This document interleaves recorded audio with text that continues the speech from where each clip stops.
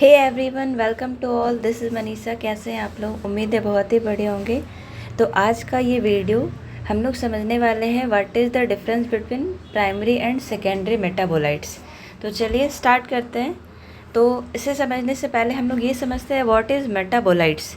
तो देखिए, metabolites are small organic molecules produce during the metabolic activity of living organism. तो जितने भी लिविंग ऑर्गेनिज्म हैं तो उनमें जितने भी तरीके के मेटाबॉलिक एक्टिविटी दिखाई देती हैं वहाँ पे हमें स्मॉल ऑर्गेनिक मॉलिक्यूल्स प्रोड्यूस होते दिखाई देते हैं और इसे ही हम लोग मेटाबोलाइट्स कहते हैं। अब ये मेटाबोलाइट्स के लिए हमारे पास एक और नया वर्ड आता है जो है मेटाबॉलिज्म। तो आइए इसे समझते हैं। मेटाबॉलिज्म क्या होता है? एनाबॉलिज्म एंड कैटाबॉलिज्म, इन दोनों को कंबाइंडली हम लोग मेटाबॉलिज्म बोलते हैं। अब इसे थोड़ा ईजी वे में समझते हैं।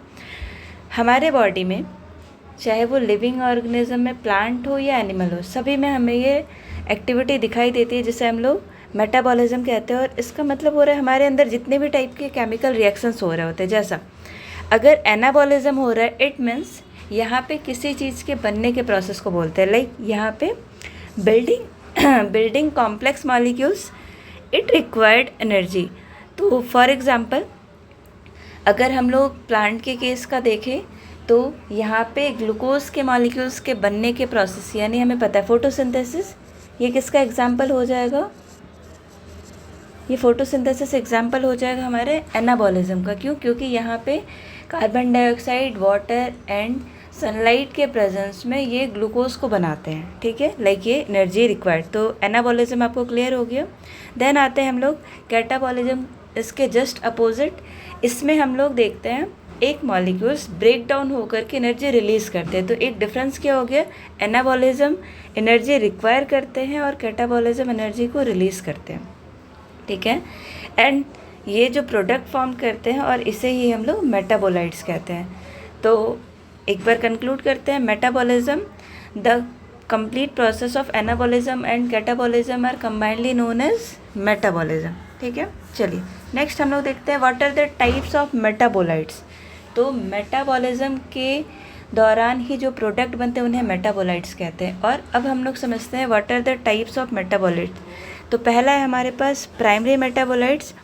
इसको हम लोग डेफिनेशन के साथ करते हैं, फिर इसके आगे को इनके कैरेक्टर को समझते हैं। पहला है primary metabolites are substances directly involve in normal growth, development and reproduction. It means they are the essential for survival. तो प्राइमरी मेटाबोलाइट्स का डायरेक्ट कनेक्शन होता है ऑर्गेनिज्म के सर्वाइवल से। जैसे ये नॉर्मल ग्रोथ के लिए, डेवलपमेंट के लिए एंड मोड ऑफ रिप्रोडक्शन में ये हेल्प करते हैं। कुछ कैरेक्टरिस्टिक्स हैं प्राइमरी मेटाबोलाइट्स के। कौन कौन से? ये सारे लिविंग ऑर्गेनिज्म में प्रेजेंट होते हैं, यानी लिविंग सेल में प्रेजेंट होते हैं। प्रोड्यूस ड्यूरिंग एक्टिव ग्रोथ, ये कब प्रोड्यूस होंगे? जब सेल ग्रोथ कर रहा होता है। Then it is required in large amount. And last है डायरेक्टली पार्टिसिपेट इन मेटाबॉलिज्म। इनका डायरेक्ट रिलेशन रहता है मेटाबॉलिज्म रिएक्शन में। ठीक है, इसके कुछ एग्जांपल्स हम लोग समझते हैं।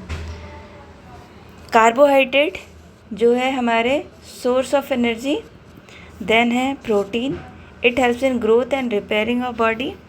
Then next one is lipid, it store energy and helps in membrane formation. Next one is nucleic acid and it is known for genetic material. And next है हमारे पास vitamins, और vitamins ये हमें metabolic regulation में help करते हैं। और at last है हमारे पास amino acids, और amino acids जो प्रोटीन सिंथेसिस में हेल्प करते हैं। तो ये सारे हमारे एग्जांपल्स हो गए प्राइमरी मेटाबोलाइट्स। तो जैसा कि आपने देखा, ये सारे मेटाबोलाइट्स का कनेक्शन हमारे नॉर्मल बॉडी के फंक्शंस में हेल्पफुल हो रहे हैं। चलिए अब एक बार ही कंक्लूड कर देते हैं। इनका इंपॉर्टेंस क्या हो जाएगा? For growth, next one is cell division, then respiration, photosynthesis and reproduction. ये सारे हो गए प्राइमरी मेटाबोलाइट्स के रिलेशन से। नेक्स्ट हम लोग अब समझते हैं सेकेंडरी मेटाबोलाइट। तो उम्मीद है आपको प्राइमरी समझ में आए। अब हम लोग सेकेंडरी को समझते हैं। पहला definition, secondary metabolites are compounds not directly involved in growth or reproduction but they help organisms survive in their environment. ये डायरेक्टली तो इन्वॉल्व नहीं होते उनके ग्रोथ एंड रिप्रोडक्शन में, बट ये उनको हेल्प करते हैं उनके एनवायरनमेंट में सर्वाइव करने के लिए। दे प्रोवाइड इकोलॉजिकल एडवांटेज, ये इम्पॉर्टेंट है आपके लिए। चलिए इनके कुछ कैरेक्टरिस्टिक्स समझते हैं। They are not essential for basic life. Next, they produced in small quantity. Primary metabolite large quantity में प्रोड्यूस होते हैं, आप कंपैरिजन भी ध्यान रखना। Next one is species specific होते ये। Then mainly found in plant, fungi and microbes. तो सेकेंडरी मेटाबोलाइट्स हमें कहाँ दिखाई देते हैं? मेनली प्लांट्स में, फंजाई में एंड माइक्रो ऑर्गेनिज्म में, माइक्रोब्स में स्पेशली, उनको ही हम लोग कहते हैं।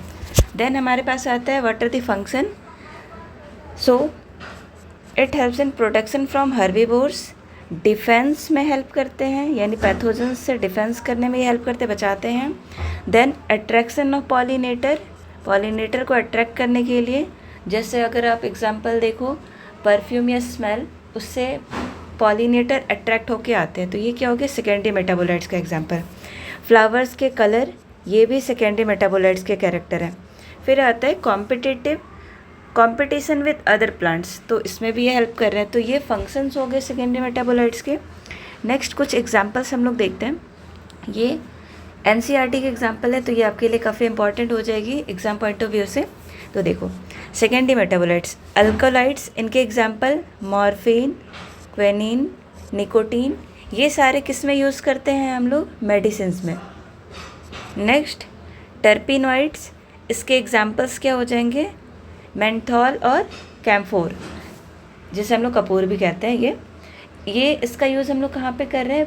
परफ्यूम्स बनाने में एंड साथ ही मेडिसिनल पर्पस पे। फिर आता है हमारे पास फिनॉलिक्स, ये टैनिन में हेल्प करते हैं और ये प्रोटेक्शन में, ये इनका एग्जाम्पल हो गया टैनिन, और ये इनको प्रोटेक्शन में हेल्प करते हैं। फिर आता है कुछ एसेंशियल ऑयल्स, यूकेलिप्टस ऑयल, और ये एरोमा यानी कि फ्रेग्रेंस में हेल्प करते हैं। फिर आता है पिगमेंट्स, एंथोसाइनिन, ये एग्जाम्पल हो गए। ये पिगमेंट्स यानी कलर, फ्लावर्स में जो हमें कलर्स दिखाई देते हैं, ये सेकेंडरी मेटाबोलाइट्स के एग्जाम्पल में आ जाएंगे। फिर आता है हमारे पास एंटीबायोटिक्स, इसका एग्जाम्पल हो गया पेनिसिलिन, और ये बैक्टीरिया को किल करने में हेल्प करते हैं। तो ये कुछ एग्जाम्पल्स हो गए, इनको आपको याद करना है। देन हम लोग अब कुछ क्वेश्चंस भी इसके करेंगे, बट एक बार इनके प्राइमरी एंड सेकेंडरी मेटाबोलाइट्स के कंपैरिजन वाला पार्ट देखते हैं। पहला, it is essential for life, primary yes and secondary में no. It helps in growth, directly involve है, और यहाँ पे इनडायरेक्टली इन्वॉल्व है। Then it is produced in which amount, तो प्राइमरी मेटाबोलाइट लार्जर अमाउंट में होते हैं and secondary metabolite smaller amount में। डिस्ट्रीब्यूशन सारे ऑर्गेनिज्म में, और ये स्पेसिफिक ऑर्गेनिज्म में रहते हैं। इनका रोल क्या रहता है? It is helpful in basic metabolism और secondary metabolite defence and adaptation में। फिर कुछ examples same, carbohydrate, protein, fat, ये सारे आप ले सकते हो। फिर यहाँ पे आते हैं एल्कलॉइड्स और एंटीबायोटिक, इनके एग्जांपल्स हो गए सेकेंडरी मेटाबोलाइट्स।